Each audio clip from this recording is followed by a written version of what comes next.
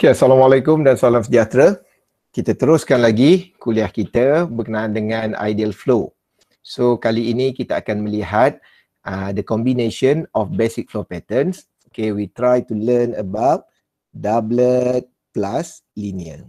Tadi kita belajar source campur sink campur linear. So, sekarang ni adalah doublet campur linear. So, selalunya kalau orang tulis source campur sink campur linear, dia akan refer keadaan di mana source dan sink kita kata berada pada titik yang berbeza kerana ia belum jadi doublet. So once dia dah bergabung dan membentuk doublet seperti ini, oleh itu kita tidak panggil sink campur source campur linear. Kita akan terus menggunakan idea doublet yang dicampurkan dengan linear. Okey, secara ringkas, apabila doublet dicampurkan dengan linear, apa yang berlaku, dia akan mewakili satu fenomena iaitu flow around cylinder. So, jadi saya harap awak dapat ingat semula. Okay, previously apabila kita campur source campur linear, dia akan dapat Rankine half body. So, and Rankine half body reflect dia, application dia ialah kita kata aerofoil. Okay, the simple one. Okay, kemudian apabila doublet campur linear, ia akan mewakili satu aplikasi mudah iaitu flow around cylinder. Okay, so flow around cylinder ni maksudnya macam mana? So sekiranya kalau kita ada tiang macam gitu dan air laut lalu pada tiang tersebut, okay, jadi kalau kita tengok daripada pandangan atas, kita boleh nampak bulat dan juga ada aliran seperti itu. Okay.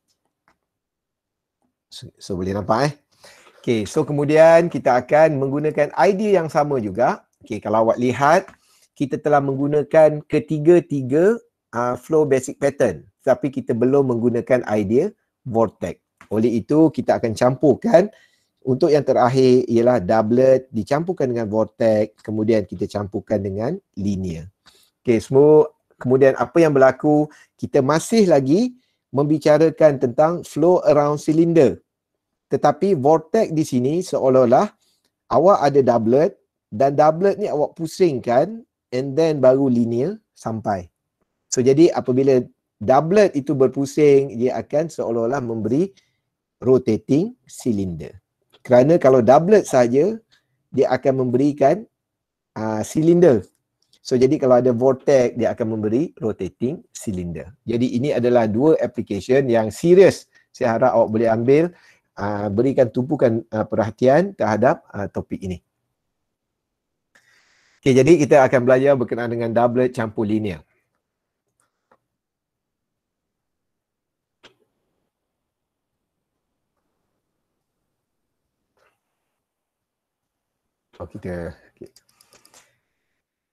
Okay, so jadi first kita akan melihat berkenaan dengan stream function combination.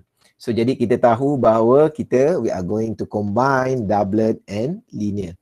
So jadi kita from our previous calculation, we could write stream function for doublet as mu over 2 pi r sin theta, and linear here, it is equal to negative ur sin theta. Okay. So di sini mungkin awak tertanya-tanya, linear ni kita boleh ambil daripada arah negatif ke kita ambil ke arah positif? Jawapannya dua-dua boleh. So jadi bagaimana untuk kita menentukan linear ni kita elok ambil negatif ke elok ambil positif? So ia bergantung kepada keadaan. Tetapi rule of thumb, maksudnya apa yang researcher selalu buat ialah researcher akan memilih keadaan supaya nilai menjadi lebih mudah. Apa yang menjadi lebih ringkas? Okey, apa yang dimaksudkan dengan lebih ringkas ialah mungkin awak boleh kosongkan nilai tertentu. Sama juga sebelum ni saya ada terangkan, perjalanan linear itu membawa maksud apabila objek berjalan dalam garisan tegak. Okey. Okey, tapi kalau anda kata sesuatu objek itu bergerak incline seperti ini, so awak kena mengira had laju u dan had laju v. Sekiranya awak menggunakan paksi X dan Y seperti ini. Okey.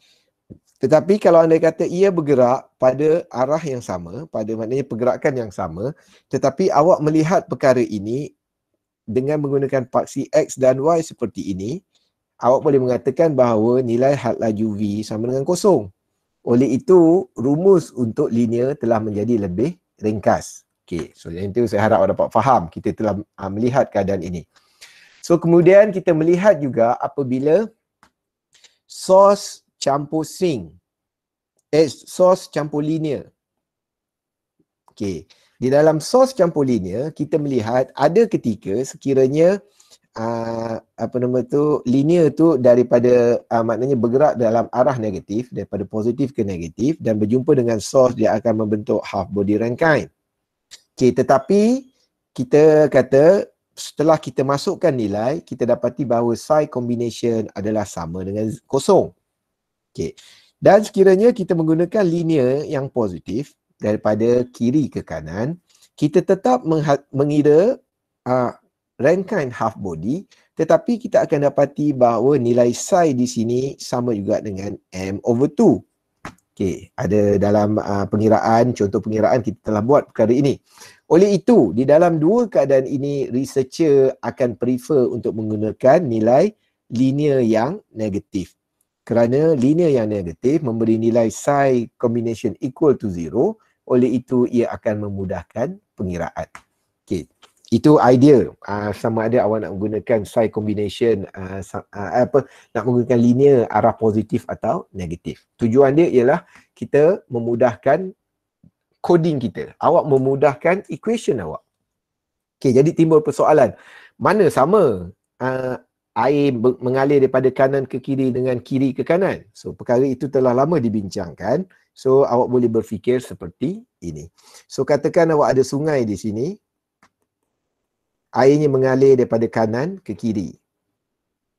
Okay, so awak pun kata, saya terpaksa guna negatif sign lah untuk linear kerana air mengalir kanan ke kiri. Tetapi awak mengatakan demikian kerana awak berada di sini. So sekiranya rakan awak berada di sini, okay, dia akan mengatakan air itu bergerak daripada kanan ke kiri. So orang ini akan menggunakan positif linear dan orang ini akan menggunakan negatif linear. So, saya harap awak dapat faham, koordinat sebenarnya adalah kedudukan yang awak lihat. So, jadi dia depends kepada awak untuk menggunakan equation yang macam mana. Okay, ada satu case kita kata kita cuba trick pelajar. Okay, kita cuba trick pelajar. Kita beri nilai, okay, kita kata kita ada linear di sini bergerak dengan certain angle. Okay, katakan 45 degree katakan. So and then kita ada source di sini. So kita kata kita minta pelajar untuk mengira stagnation point.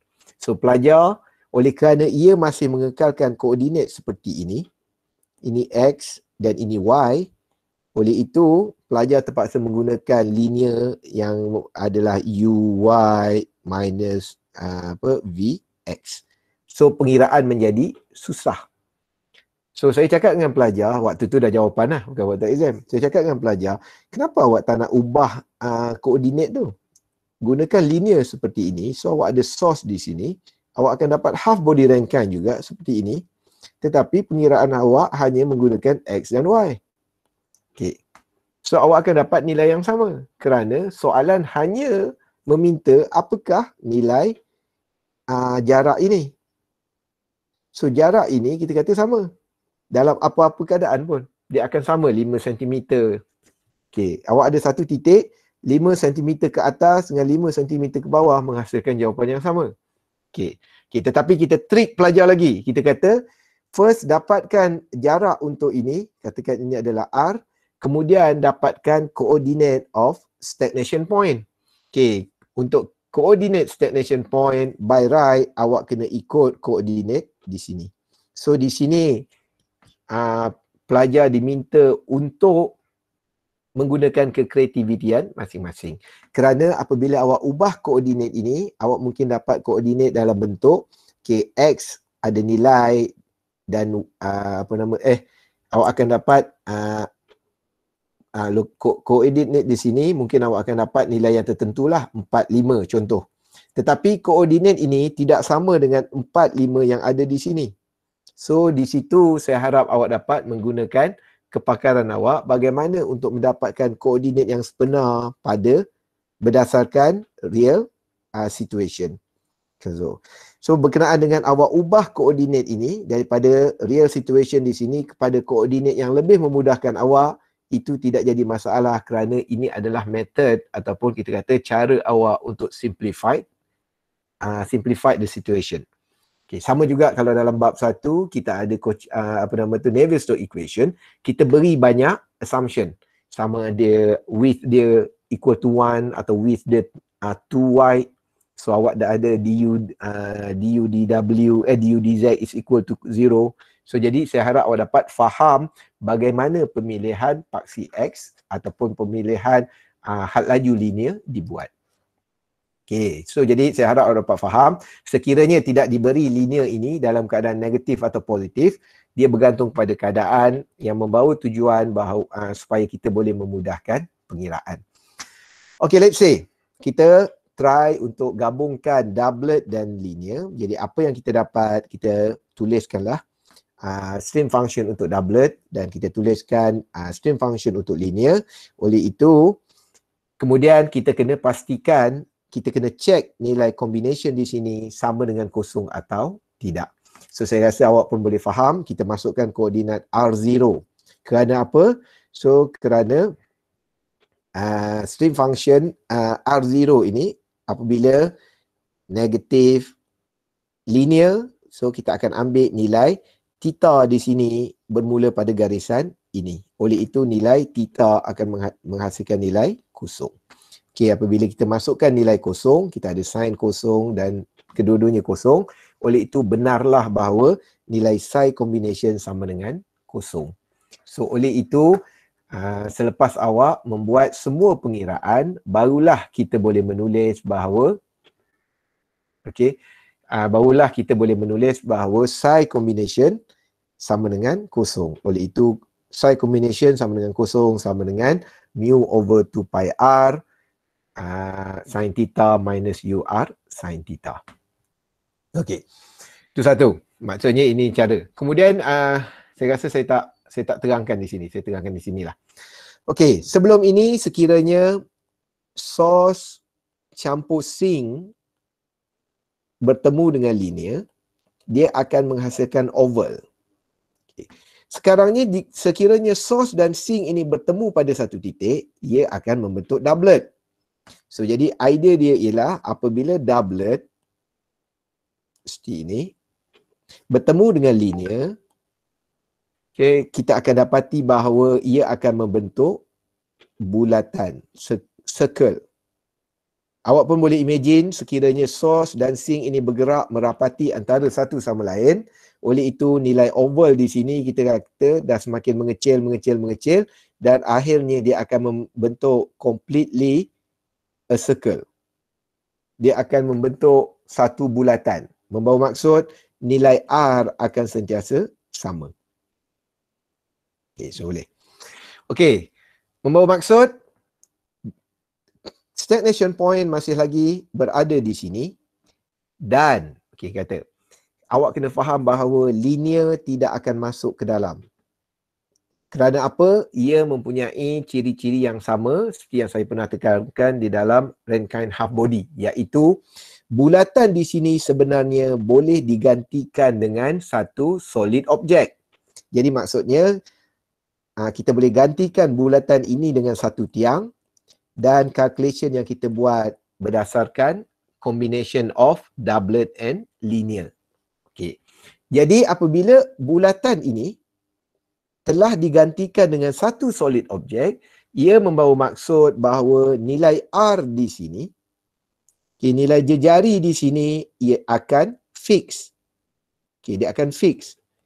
Fix tu maksudnya, kalau sebelum ini kita hanya beri nilai R sahaja, maksudnya kita membawa maksud nilai R itu adalah pemboleh ubah. Kita boleh beri R sama dengan 5, R sama dengan 6 and so on so forth. So tetapi jika bulatan ini kita telah gantikan dengan solid object, nilai R adalah fix. Oleh itu, apa yang perlu kita buat? kita kena ubah sedikit di dalam nilai psi combination yang kita ada. So ini adalah nilai psi combination yang kita ada, tetapi nilai R di sini kita kata kita tidak boleh biarkan dalam bentuk small r. Kerana small r di sini menunjukkan dia seolah-olah masih lagi koordinat. So awak tahu contoh yang paling mudah, y equal mx campur c. So awak do something, awak dapat nilai m dan c, so awak akan dapat y sama dengan 5x campur 2. So x dan y di sini adalah koordinat. So kita boleh masukkan 5, 1, 3, 2, 10, 20 and so on. Okay, sama juga di dalam pola koordinat kita menggunakan paksi r dan juga paksi theta. Oleh itu nilai r di sini akan mewakili nilai koordinat. Kita tak boleh nak beri koordinat r tak ada, theta sahaja. So kita tak boleh. So jadi kita kena ubah sedikit persamaan ini supaya ia memberi persamaan dalam bentuk nilai R yang constant. Kerana apa nilai R constant? Seperti saya terangkan tadi, bulatan itu kita tukar menjadi solid object. So jadi solid object nilai jejari akan menjadi constant. Maknanya dia kekal dengan satu nilai sahaja. So jadi macam mana kita nak buat? So kita buatlah seperti ini. Okay. Kita ketahui from previous calculation, our psi combination here is equal to 0. Then we write our equation as this one. 0 equal mu 2 pi r sin theta minus u r sin theta. Then we assume we substitute the value of r equal to a. So r equal to a here means the value of r now is constant. Maknanya dia mempunyai satu nilai yang tertentu. So we substitute the value of r here. So we with a here. So and then we could write as this one. So kita dapat 0 sama dengan mu over 2 pi a minus ua. So u, capital U di sini adalah linear velocity. Okay. Okay. Capital U adalah linear velocity. So kemudian apa yang kita buat? So kita boleh keluarkan kekuatan doublet, the value of mu. So from this equation we can write mu here is equal to 2 pi u a square. So then we substitute this value into our basic equation here. So we substitute into this term mu, and finally we get this term. So setelah awak mendapat term tersebut, kita kata kita boleh ringkaskan menjadi kita boleh ringkaskan menjadi nilai ini. So kita dapat negative UR sin theta 1 minus A square over R square. So ini ialah kita kata secara officialnya ada nilai psi combination for doublet plus linear. Okay, yang ini, rumus ini kita kata worth untuk awak hafal supaya sekiranya diminta untuk membuat derivation, awak boleh buat derivation seperti yang saya tunjukkan di dalam lontar ini, dan di akhir sekali pastikan jawapan awak ada huruf A di sini. Kerana ada pelajar yang kadang-kala dia refer kepada buku tanpa penjelasan yang yang detail, dia masih lagi menggunakan nilai yang tidak ada A. Dia masih ada nilai R sahaja. Okay, so jadi secara ringkasnya kita akan dapat nilai ini. Okay, so oleh itu stream function untuk flow around cylinder boleh ditulis sebagai ini. Dan velocity potential juga boleh ditulis seperti ini. So cara untuk mendapatkan velocity potential bolehlah awak buat berdasarkan idea di atas, tetapi bermula dengan nilai V. So kat mana nak ubah? So dia bermula di sini sebenarnya. Okay, so kalau kat sini psi combination ialah psi doublet campur linear. So jadi kalau awak nak buat phi combination sama juga dengan phi doublet campur phi linear. So and then awak tirulah step yang sama, masukkan nilai, dapatkan nilai phi tersebut, and then awak cari nilai mu, and then awak masukkan semula di dalam total equation, insya-Allah awak boleh dapat nilai ini. Okay, so yang ini saya rasa, yang ini saya harap worth untuk awak ingat. Pastikan awak boleh menulis ataupun awak boleh derive flow around cylinder ataupun doublet campur linear dengan baik. Okay, kan yang ini yang terakhir lah, maknanya kita fokus kepada velocity component. So kita tahu velocity component, kita menggunakan idea Cauchy-Riemann equation. So jadi kita masukkan berdasarkan Cauchy-Riemann equation, kita boleh buat pembezaan d psi kepada d theta. So ini adalah nilai dia dan awak boleh dapat nilai UR seperti ini. So jadi sekiranya kita dapati bahawa kalau kita masukkan nilai R is equal to A, so awak akan dapat bahawa nilai UR sama dengan kosong. Kenapa UR sama dengan kosong? Kerana kalau kita ada silinder di sini, kita dapati bahawa molekul di sini sebenarnya akan bergerak pada orbit ini sahaja. Sekiranya nilai UR wujud, sekiranya UR di sini ada nilai, dia akan menjadi spiral, dia akan keluar, maknanya bergerak daripada kecil, besar, besar, besar. Kerana dalam pergerakan spiral ini, dia ada elemen UR, maksudnya had laju yang bergerak ke arah jejari dan had laju yang bergerak ke arah theta. Okay, boleh nampak So jadi saya harap awak dapat relatekan rumus yang awak ada dengan logik pergerakan yang berlaku. Dan akhir sekali kita melihat nilai U theta. Okay, yang ini saya kecilkan. Okay. So kita melihat nilai U theta di sini. So setelah kita menggunakan Cauchy-Riemann equation, so setelah kita membuat pembezaan, kita boleh dapat nilai ini. So sama juga sekiranya kita substitute value of R is equal to A, kita boleh dapat U theta is actually equal to 2U sin theta. So ini adalah had laju U theta. Oleh itu kita boleh buat sedikit conclusion. Kita kata maximum velocity occur at theta equal 90 degree. So which is pi over 2. Kerana kadang-kadang ada pelajar terkeliru, saya beri nota theta sama dengan 90, dia masuknya 90 kat situ. Sebab ada kala kita kata kita akan menggunakan pi untuk cancel out dan sebagainya. Saya harap tidak berlaku yang itu. Dan membawa maksud maksimum berlaku apabila sin theta sama dengan 1.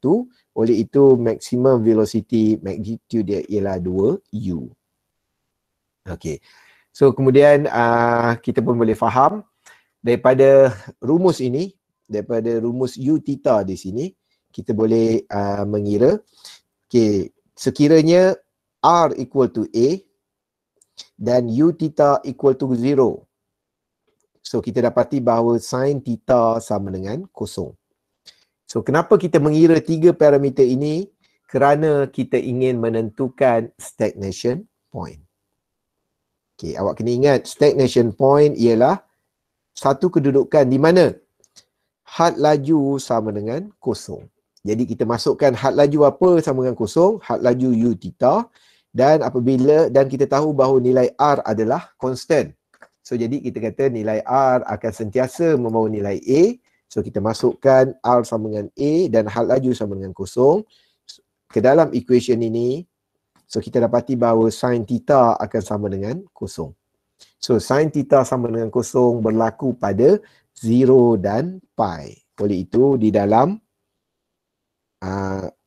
silinder ni, kita dapati bahawa benarlah teori mengatakan bahawa stagnation point berada di sini dan di sini.